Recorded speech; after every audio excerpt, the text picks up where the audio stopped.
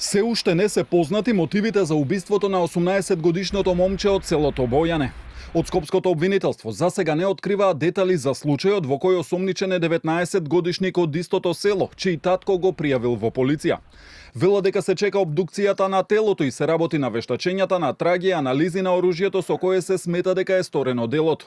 За осомничениот, како што потврди од кривичниот суд, определен е краткотраен притвор од 48 часа, за да се обезбедат докази и формално да се отвори истрагата, пошто најверојатно ќе следи барање за продолжување на притворот. Постои основано сомнение дека кривичното дело, убиство според член 123 став 1 од кривичниот законник, го извршил 19-годишник од истото село кој е лишено од слобода, имајќи предвид дека прибивањето на доказите е во тек, а постојат околности кои укажуваат на опасност од бегство, можност за влијание на сведоци и прикривање на трагите, како и ризик осомничениот да изврши друго кривично дело. Јавниот обвинител побара да се определи мерка краткотраен притвор.